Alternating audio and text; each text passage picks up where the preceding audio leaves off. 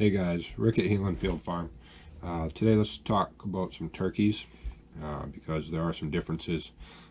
Maybe first time you want to raise them, and there's some things that you really should know. So they are overall fairly easy bird to raise. They're not that much different from chickens, other than they have a few more needs than chickens do.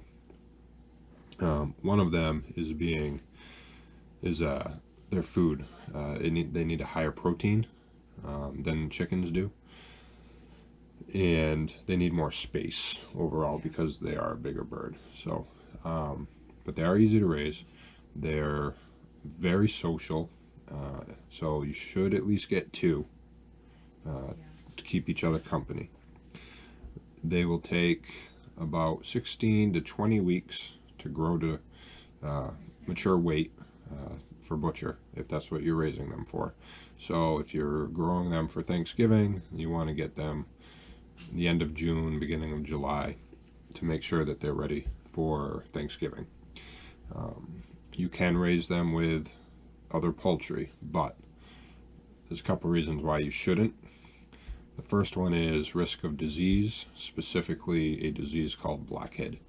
And chickens can carry blackhead, but they don't generally show signs of it. Whereas a turkey gets blackhead, and it's most of the time it's fatal. So you don't want to risk that, even if you know where your poultry's come from. It's a big risk. It really is. And then on the other side of that is chickens need a lower protein diet than what the turkeys do. Turkeys will eat like 26 to 30% of protein, where chickens will be in the 18 to 20% range. So that's a really big difference in protein levels. And if you're going to mix your flock, then you need to come up with a way to feed them separately so that the turkeys get the nutrition that they need. So it's honestly better just to keep them separated. It's a lot easier to deal with. So they you start them out as chicks, just like baby chicks, in the brooder, same temperature, same kind of feed, medicated starter, and in about 6 weeks, they're ready to go out in their coop. So what you need to remember is they are going to be a lot larger, so they need more space. So they'll need about 3 times the amount of space as a chicken would. So keep that in mind. If you have a flock of 6 chickens in one space, and you get 6 turkeys, you're going to need to make that space about 3/4 larger than the space for the chickens, because they are much bigger birds.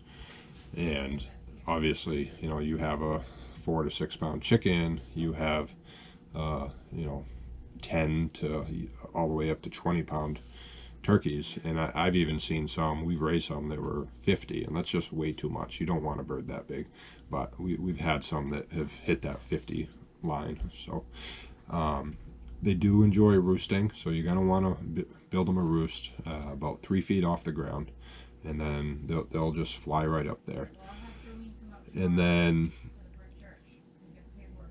they will nest in boxes, but they don't lay eggs all the time. So if you're thinking of having a turkey egg business, that's not a financially feasible business choice.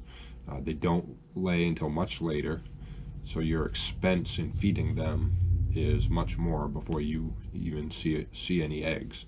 And they don't lay all the time. They don't lay consistently like a chicken does. So you're not going to be able to sell a dozen turkey eggs.